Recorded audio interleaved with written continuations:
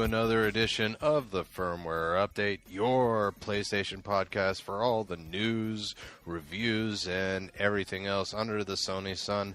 I'm one of your hosts, Malcolm Spinedi, and joining me, sadly, is not Joe Garcia. I think it's only happened one time in the history of the show, but unfortunately Joe could not be with us today, as unfortunately he has a bit of a family emergency he's working through right now, and trust me, it's a big one. I'm not going to talk about it because that's Joe's talk to have, but let me tell you, Joe, we pick on each other quite a bit on this show because we're buds, we're best pals, we're best friends, and I've been working and talking with Joe for well over 3 years now. I mean, it's really hard to imagine a week where I don't talk to Joe, and unfortunately this looks like it's going to be the first time that's going to be the case. And it would take something really major to get Joe to not be here. So if any of you guys are upset, like I'm kind of upset, I was looking forward to teasing Joe about how I think Gwent is a better game than Hearthstone. That would have been a fun back and forth, but sadly Joe is not here, but he's doing what he has to, and he's going to have all the time he wants. And guys, do me a favor, I ask you to write in, and you don't, unfortunately. And that's fine. If you just like listening to us, Joe, I like to think it's just that me and Joe, we cover everything for you.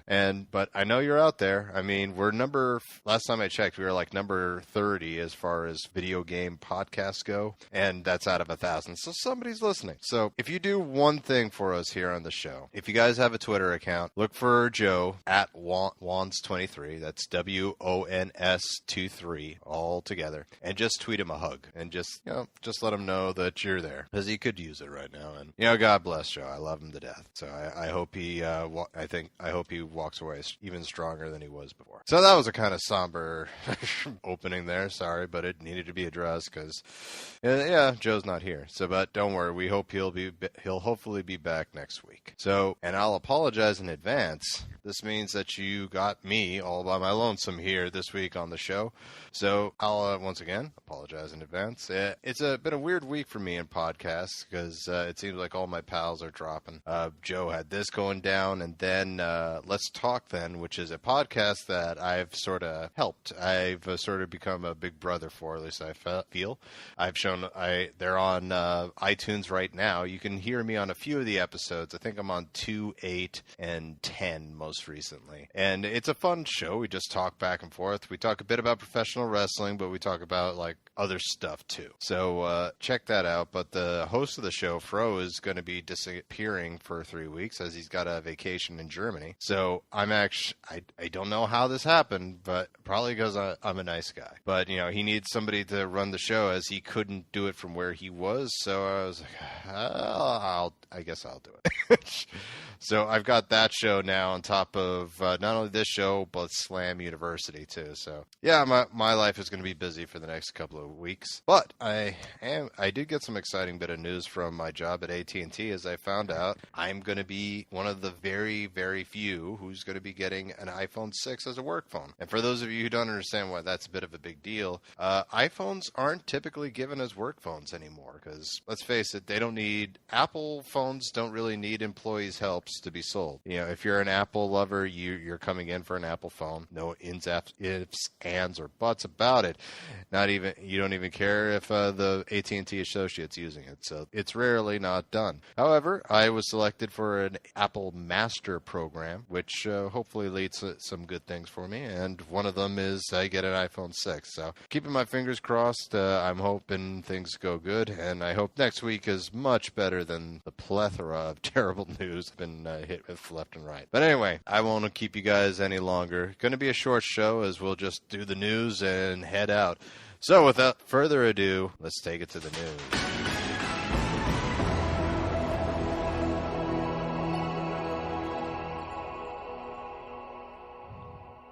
News. Okay, me. So what happened in the world of PlayStation this week? Surprisingly, quite a bit. And I'll do my best here. Like I said, this will probably be a quick show, as I don't know how long I could talk to about stuff like this, but let's head right on to it. Number one, we got some game announcements. First up is developer League of Geeks. That's an amazing name. I like that. It is bringing the digital tabletop game Armorillo to PlayStation 4 this September. The game will feature new assets and a redesigned user interface, the developer said on the PlayStation blog. Multiplayer games will let you choose between one of 8 different heroes and then compete for the crown in a magical world. Sadly, I don't know too much else about this game. It sounds like it's been out for a little bit, as it was previously announced for PC and mobile games. Actually, no, this is the first console version. So it's apparently like a board and / card game. However, it's going to be made into a video game. It'll be interesting to see how that plays out. My wife loves board games. She might jump on this. So we'll see what happens there. However, this next game, I'm actually really stoked about. Though they need to be careful, because it kind of reminds me of another game that's sort of the same emphasis as Slasher Volume 1 Summer Camp, which is a multiplayer game from publisher Gun. That's it, just Gun, I guess. All right.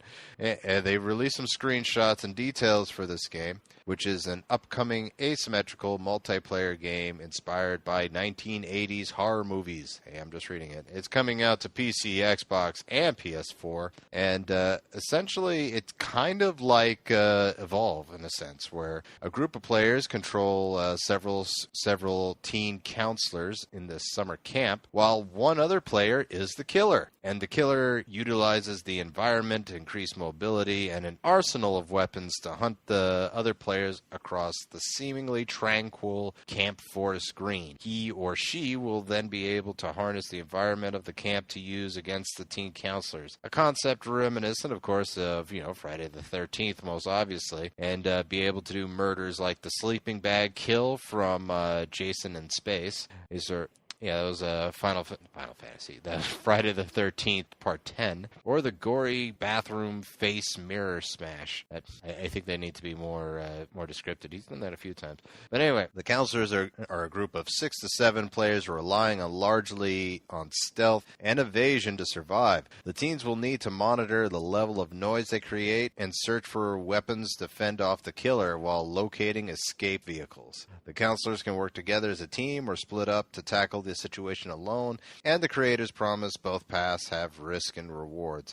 And I'm looking at these pictures, and they actually look like right out of a Jason movie. Like, I can barely tell that they're a video game at all. So, hats off to publisher Gun there. These actually look pretty good. And you should check them out. No release date as of yet. Oh, here we go.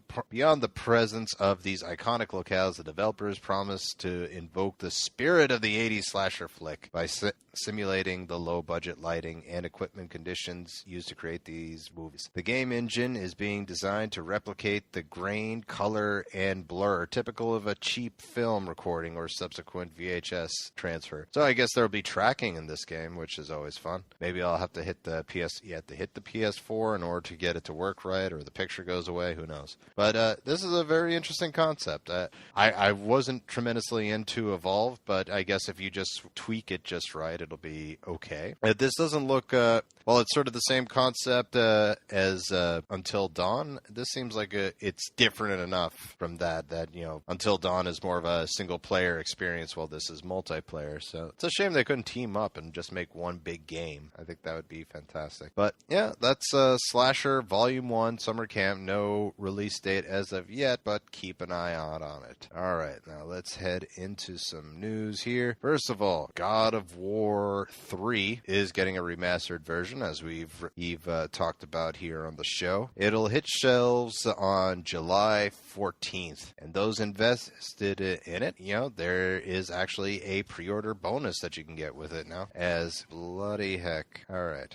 Sorry, I'm reading the article, and suddenly the video just started playing. So anyway, according to the blog, a player who reserve it will now get a new God of War Fall of Olympus dynamic theme. Better yet, those in North America will be able to get the theme early on May 26th if they pre-order the game through the PlayStation Network. So there you go. Once again, don't forget, if you pre-order this game, pre-ordering this game will grant you a 90-day rental for both the original God of War and God of War 2 on PlayStation Now, which is an interesting idea. All right, moving on.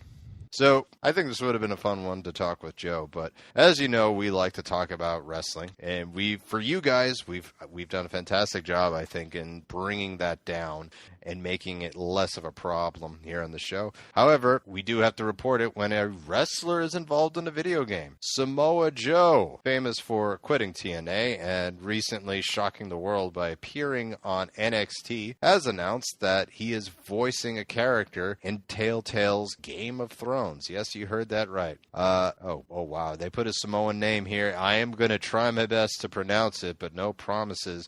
Nufolayo Joel Sonoe. Okay, Joel is just in the middle of that. Come on. Better known by his professional wrestling name of Samoa Joe, has announced that he will be voicing a character from the Telltale Game of Thrones. News broke on Twitter, though it's not known what character he'll play. His tweet included the hashtag #PitFighter. Wonder if he'll be fighting Brock Lesnar. But, essentially he'll be a pit fighter, so that'll be cool. Maybe they'll do some motion capture stuff with him as well. But that's just something I thought was pretty cool. All right, and in news today, Sony boss Shuhei Yoshida confirms that Bloodborne is getting an expansion. Great, because I still haven't had a chance to beat that game yet, but trust me, it's coming. So, let me just mute this before it becomes an issue. IGN, with their advertisements, they wait for you to have the page open before they play out, instead of just letting it play out so it doesn't play during this recording. But anyway, Sony boss Shuhei Yoshida confirms that an expansion is coming, as he tweeted out, "So I've been asked by many people if we are making DLC for Bloodborne. I can say an expansion is coming. More info later this year." And you know what? I'm completely fine with it. I mean, it would be an issue if this expansion had come out like the day that Bloodborne was released. But if this is coming out like 6 months or so down the road, they decided to make this after release, then all the power to them. This is Bloodborne thus far is my game of the year, and I have to tell you, I will be more than down for any expansions when it comes. So not surprising considering the success that Dark Souls had with with their massive sets of expansion there. But I am looking forward to it. I think it's going to be really good, as my dog's fight in the background. So, for any one of you out there who got Witcher on, once again, trying to close it, there we go. For any of you guys who got Witcher 3, you may have noticed that some of the graphics aren't quite the high level on the PC version. And apparently that's mainly due to the fact that they needed to get these ready for consoles, so they got it down to console level first, shipped it out, and I guess they're going to patch it with an update that'll improve the graphics for all those PC Master Race guys out there. Here, I apologize to any Master Race PC users out there, but come on, you brag a little too much that you're able to afford a nice running PC. But I digress. Speaking to Eurogamer, company co-founder Mersin Iwinski and studio head Adam Badowski, they had those are great names. Those have refuted the claims that the console versions dragged the PC edition down, however, and spoke exactly why some left feeling shortchanged. If the consoles were not involved, there is no Witcher 3 as it is. We can lay that out simply. We cannot afford it because consoles allow us to go higher in terms of the possible or achievable sales, have a higher budget for the game, and invest it all in developing this huge, gigantic world. Developing only for PC, yes, probably we could get more in terms of graphics, as there would be nothing else. They would be so focused like if we would develop only on Xbox One or PS4. But then we can't afford to make such a game. It's a gigantic game, by the way, guys. It is so big, it begs the question if there's such a thing as too much content, but I digress. When asked about why the graphics changed, When asked about why the graphics changed, Iwuski went on to explain how versions of the title shown at trade shows and in gameplay demos aren't the finished product. Commonly referred to as vertical slice, these snippets of gameplay are able to run at a high fidelity simply because that's what they're designed to do. Once the rest of the game is added around this, however, and the systems have to contend with an entire open world to keep running, it becomes much harder to do. While some people may argue the game looked better in 2013, in terms of scale and frames per second, it's the finished product that's the winner. So, yeah, from what I can get here, it's going to get better. In fact, from what I understand, they've already started releasing releasing patches that show that, that get it up to par. This is very normal. As with any new game, it usually takes a few weeks before it's up and running properly, unless it's made by Ubisoft, and then at that point, that's never a thing. So there's that. Hey, do you guys know Ashley Johnson? Sure, we all love Ashley Johnson here. Well, guess what? She's coming to Tales from the Borderland. Voice actor Ashley Johnson is joining the cast of Gearbox Software and Telltale Games adventure series Tales of the Borderlands. So as of who she's playing, she plays a very core character in the upcoming third episode, and that's the only hint we have. So, once again, if you don't know who she is, Ashley Johnson made a name for herself for the gaming populace as her role in Ellie and Naughty Dog's hit title, The Last of Us. So, I'm very much looking forward to what she can bring in a more lighthearted game here. So, I think it's going to be a fun time. Can't wait. This has given me better appreciation for what Joe does here on the show, as he wraps these up much better. And to be fair, I'm reading most of this directly from the source material, as Joe usually summarizes 20 articles in his head. It's actually fairly impressive. So once again, hope you feel better soon there, buddy. So, some interesting news here. Samurai Warriors 4.5 is coming to the West? Okay. Samurai Warriors 4-2. So I think it's sort of like Final Fantasy X2. This one is 4-2. Not 42. Not 4 through 2. That doesn't even make sense. But it's bringing Samurai... Okay, so it's a sequel to Samurai Warriors 4... Bloody hell to Japan. It's a sequel to Samurai Warriors 4. Okay. To the United States on... This is coming to the United States on September 29th, and then Europe on October 2nd, as it'll feature a new story mode with 13 chapters and makes Namomasa Lee a playable character for the first time in the hack and slash series. So that sounds like a big deal. So there you go there, as Samurai Warriors 4.2 or whatever.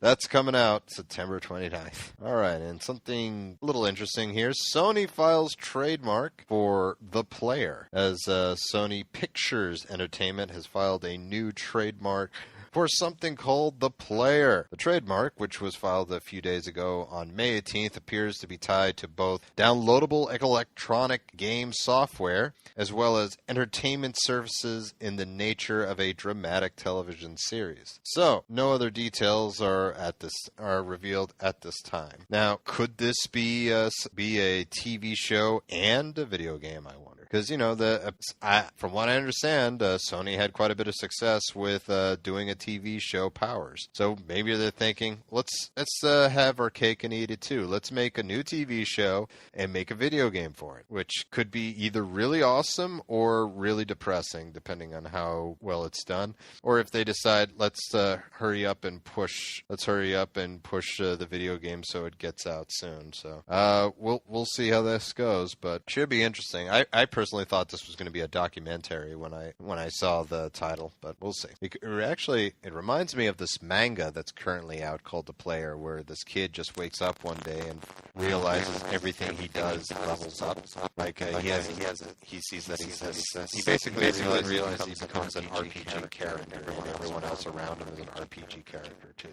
It's better than I'm making it sound, but go check that out. All right, Lords of the Fallen is getting a Game of the Year edition. Edition. And right off the bat, we need to make a rule here, folks. We need to make a rule that in order to get a Game of the Year edition, you actually need to be Game of the Year somewhere. Which I'm going to go on record to say I don't think Lords of the Fallen is Game of the Year in any district, but I digress. But they're getting a Game of the Year edition, which is going to release next month. The re-release includes a bunch of DLC content, including the Ancient Labyrinth DLC, the Demonic Weapons and Lionheart packs, new armors, new weapons, and much, much more. I did try to get into Lords of the Fallen. I did, but I just didn't like it.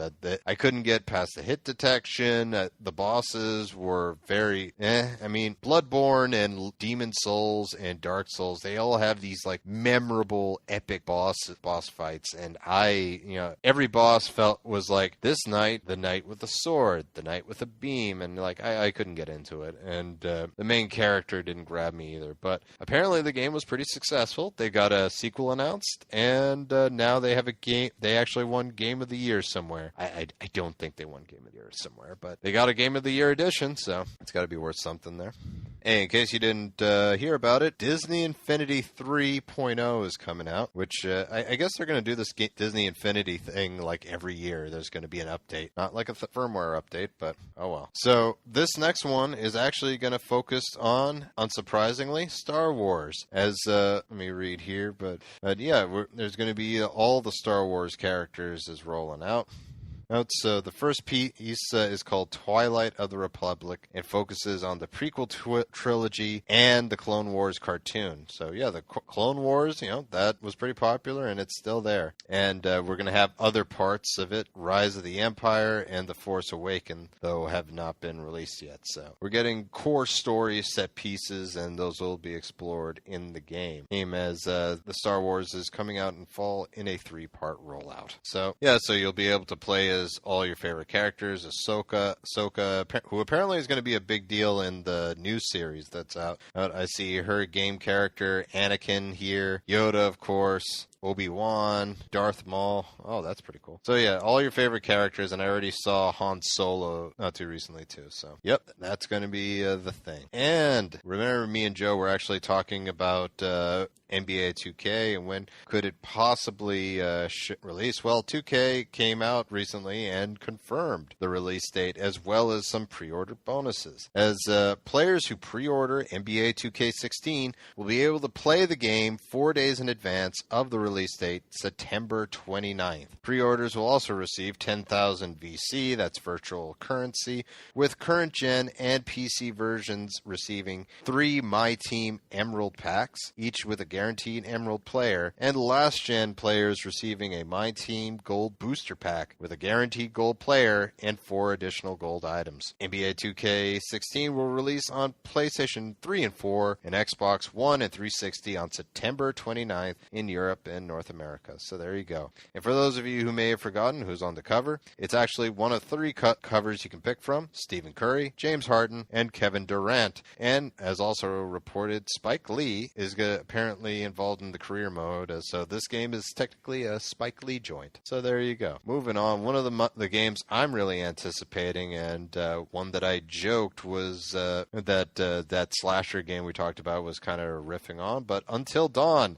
We've been wondering forever when it's coming out. Well, we finally have that release date, folks. Until Dawn will release on August 25th in North America, August 26th in the PAL territories, and August 28th in the UK and Ireland. So pretty much at the tail end of summer. Geez, I was hoping for a July release, but I'll take it. It's good that they're coming out just before Metal Gear, and now that I think about it, there's not too much. I can't think of anything that's releasing in August, so I think it's a great date for them. I'm really looking forward to this one. I'm hoping this one becomes a sleeper hit for a lot of people, and I think it will. So we will see. We'll see. All right, moving on from here. All right, Witcher 3 is getting more DLC. Now, keep in mind, if you got the game at the launch like I did, you got a little notice there saying that The Witcher 3 will be getting 16 free bits of DLC as a thank you for getting the game, which is Nice. And CD Projekt Red has announced the contents of the third and fourth free DLC bundles coming to The Witcher 3 later this week. The first two of a planned 16 offerings arrived last week and included the Turmarina armor sets, available from a merchant in White Orchard, and an extensive array of additional beards and hairstyles for Geralt. Now they have revealed a new Witcher contract will be available later this week called Missing Miners. In it, you'll discover why miners from a small village near Skellige are disappearing. And the other DLC we'll see this week is a new look for Yennefer, who I'm seeing a picture of it now. It's her in black, shocking, with a black scarf and black sleeves, but they have blue feathers on it. It's actually a nice. I'm not doing it justice, so go check it out. It's really cool. All right, moving on. Batman Arkham Knight gets yet another pre-order bonus. So if you were trying to figure out which one to get, unfortunately they aren't making it too easy on you here. Let me just bring it up here.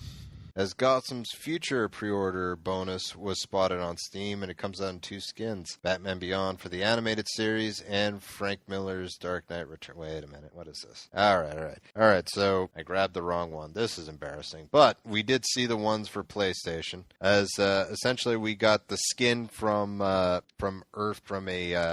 what's it called? Justice League 3000 Batman suit, which has in black and red, which is actually really cool. Red's my color. And the Batmobile has a reddish look too. As well as you get the Scarecrow missions, which we actually saw some footage of in a trailer, and it looks pretty crazy. The trailer's out on YouTube. I recommend you go check it out. As it's just like Batman driving the Batmobile in this flaming version of Gotham City that's being torn apart by this gigantic Scarecrow. Oh, it's actually pretty badass. And at the tail end, I don't know if this is an exclusive per se, but they did show off an Adam West version of the Batsuit as well as the Batmobile. Though the Batmobile looks nowhere near really the awesomeness that was the 60s He's Live show. It's just really designed like it in the colors and what have you. So it was so that was cool. Well, but that's what's coming to the PlayStation. Sorry about that beginning there. All right, folks. Sorry about that. Okay, what was happening? I'm on IGN's site here, and I got all the stories out on separate tabs. And every time I click on the tab, IGN's site is smart. It'll wait for me to make that the active window before playing these videos that they want to play. So as I'm starting to read, all of a sudden I'm blasted in both ears with this video feed that's going off. So I actually just paused it there to just make sure all of them are off, so I don't need to worry about it. I apologize. Once again, this is usually Joe's thing. So this is actually my first time in I think 2-3 years where I've actually done news. So let's move on. Let's go back to the story at hand. Square Enix working on new projects in a never-ending attempt to get us excited for E3.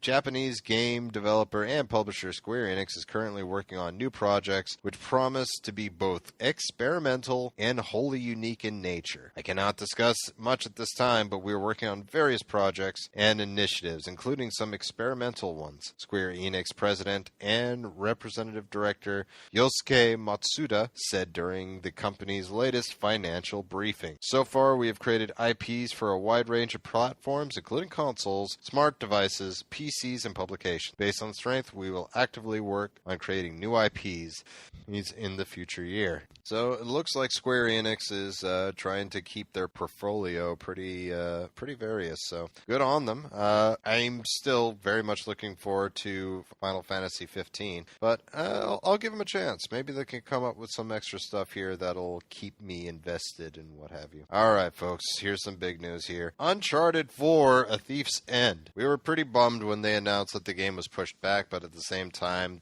this is Naughty Dog. This is pretty par for the course. Well, good news. They've announced a new release window finally, as they have announced that the game will release before April 2016, which I have to say is kind of a first. I've never heard of a release window like that. So technically, there's a chance it could come out tomorrow, which it won't, but anything before April 2016. So They could do it like, which will probably mean it'll be the last week of March or something like that. But yeah, it's just like before April 2016, the game will be out. So yeah, there you go. So that's interesting. I mean, it could come out next month. It could come out 4 months from now, as long as it's before April 2016. But in all due seriousness, this is great. We're technically less than a year away now from Uncharted 4, a game which I'm going to predict it now will win Game of the Year for 2016, because this is Naughty Dog, people. They know what they're doing.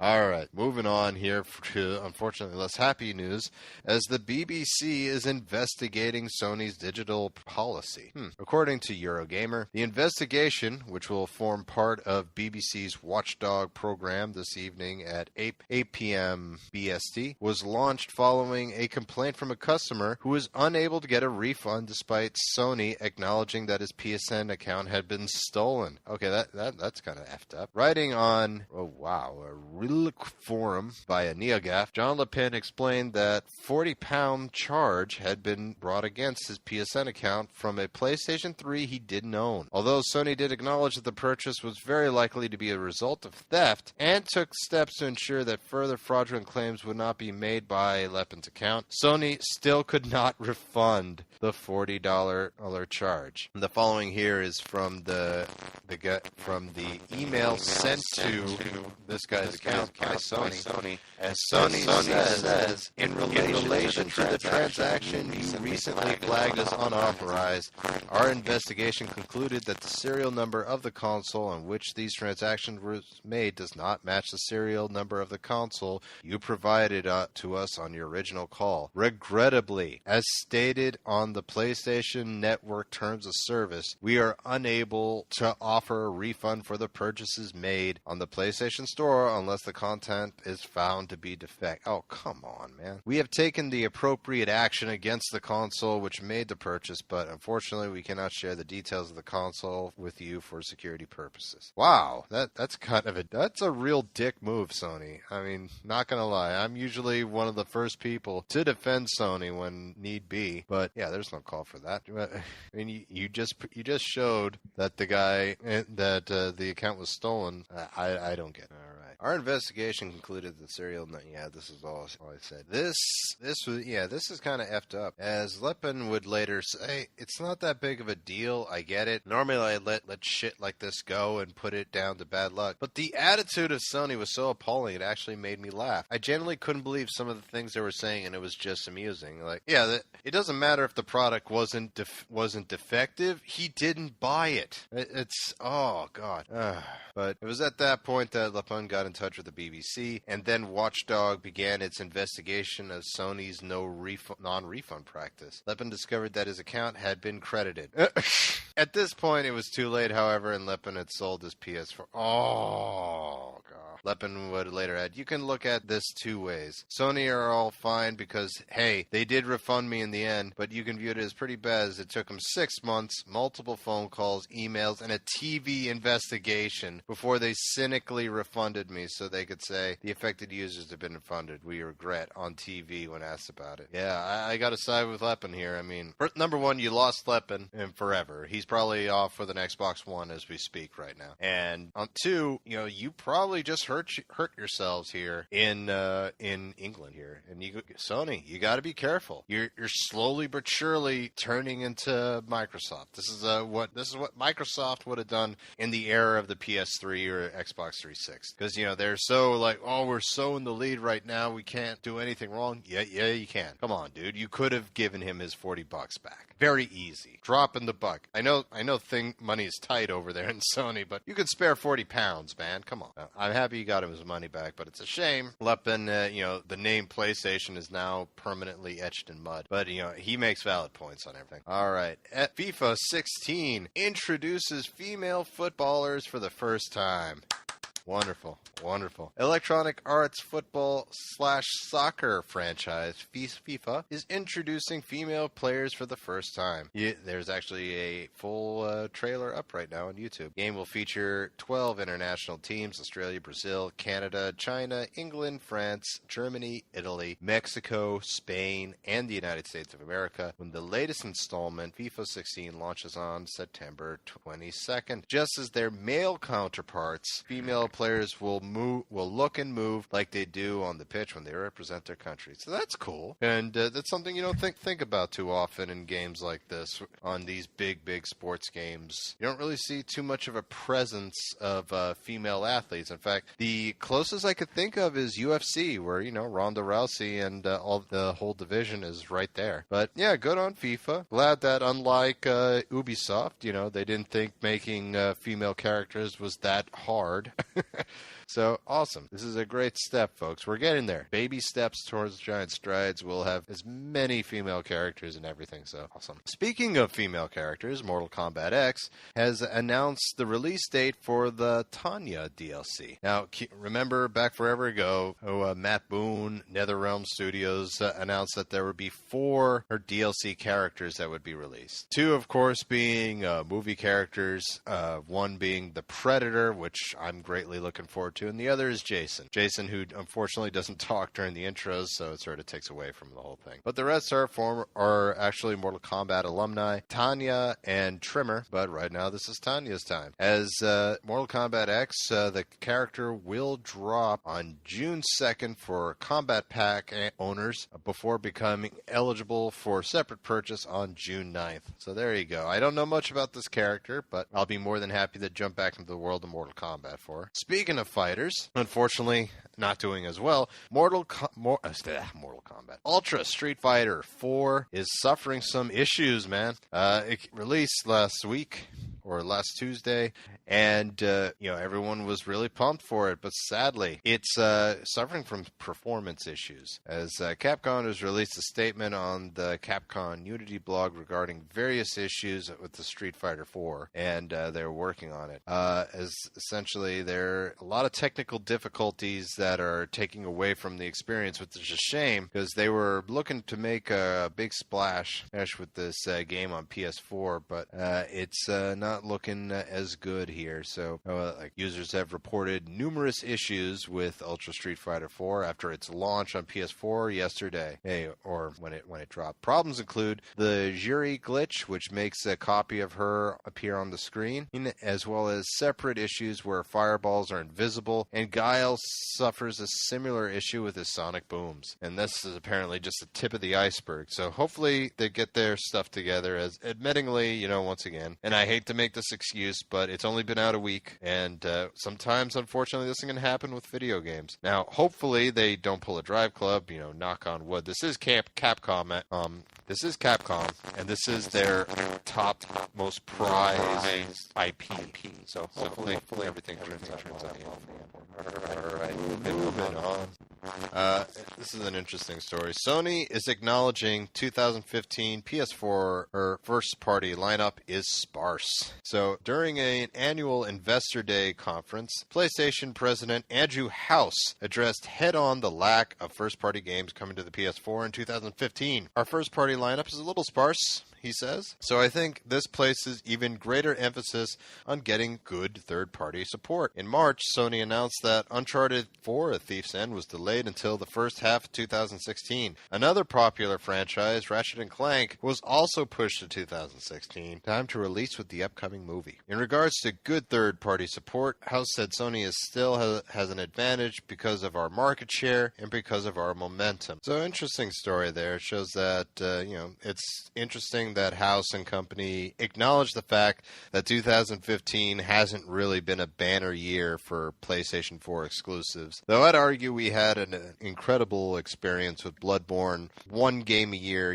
I pick on Nintendo for only having 3 really big games, though. I would argue once again that the third-party support keeps me on PlayStation more than it does Nintendo, especially with the one good year, even though the PlayStation has done only one really must-get game, the games here. But it's interesting that they acknowledged it. I will see how the future holds. Hopefully 2016 is a lot less sparse.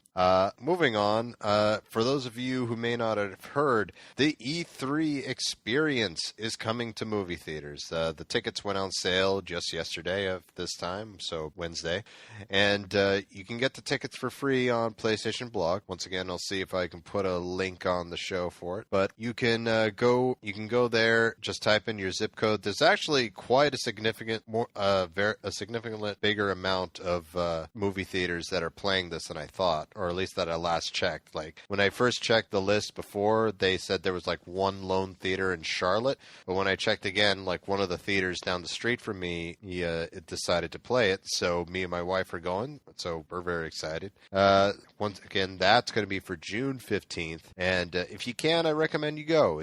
They're going to give away prizes, there's going to be an after show, so it should be a fun time, and that's on June 15th. For me, it's going to be starting at around 8:30 p.m. Eastern Standard Time, so just adjust from there, and you'll be ready to check it out, and if you can, good luck. I hope you get a chance to see it. So Sony has been doing pretty well for themselves as far as sales go. They've been selling over 22.3 PS4 consoles so far, and they hold a commanding lead so far over the Xbox One. Well, believing themselves to be pretty saturated in the market, Sony is now going forward looking to reach more casual gamers with the PS4, which, careful what you say there.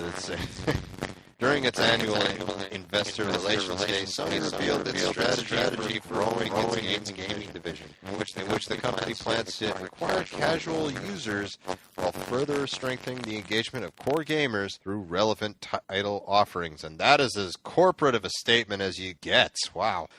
This isn't the first time Sony has mentioned the casual consumer as a target for growth, as late last year, PlayStation UK Managing Director Fergal Gara noted that the company needs to have the kind of product that will engage the more casual consumer. What do you make of this, guys? I'm a little nervous. Like, usually when they start going for casuals, we end up with a Wii. So, I'm loving the PS4 so far. It's a great experience. Hopefully they mean by what they say that they're going to strengthen the engagement of us, the core gamer. But hopefully they don't focus too much on casuals, but time will tell how that goes. And for all us PlayStation Plus users, there's actually a big sale going on right now, and that's going to be lasting till June 1st, so this Monday. As it's got title discounts, and this is not a case where there's a sale and PlayStation Plus users get a bigger sale. No, this is a sale exclusive to us. This is the first time in the history of the PlayStation Plus offerings that they've done this.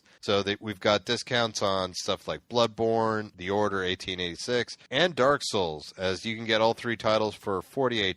That's like $12 off. So not bad there. And they've got other stuff that you can check out there, so pretty cool. I haven't picked up anything really as I have most of this. So moving on, we got free games coming for PlayStation Plus in June. And what are those titles? Well, sit right back and I'll tell you. We got quite a few here, as we got Metal Gear Solid Ground Zeroes. So yes, you can for those of you who purchased the demo, you can finally trade in the disc of it, as you'll be getting this game for free on PlayStation 4. You also got Skulls of Shogun Bonafide Edition, Super Exploding Zoo, and Futurido EP Deluxe. I do not know 3/4 of these games. Wow. I'm sure Joe would probably know these are. But anyway, that's for the PS4. PS3 owners, Call of Juarez, Gunslinger, Cloudberry Kingdom are up for grabs. So, yeah, those are the games. So, actually quite a few games there. It's a shame I don't know most of these. But there you go. All right, and finally, it's time for the drop, as we talk about what games dropped this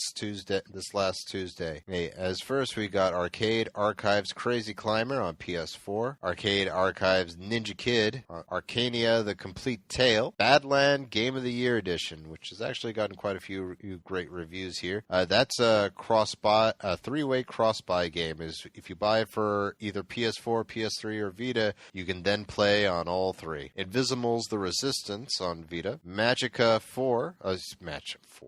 2 for PS4, Mega Man 8, a PS1 Classic. That'll actually be out on the 28th, so just dropped today, actually. Octodad Dadliest Catch on PlayStation Vita. Let's see how that ends up. Roundabout. Ultra Street Fighter 4. Let's hope that gets better. Vitamin Z on PlayStation Vita. And Weird Park, The Final Showdown. And that's pretty much it. And with that, folks, that does it for this week's episode of the PlayStation Firmware Update. Folks, thank you so much for your patience with me on episode 147.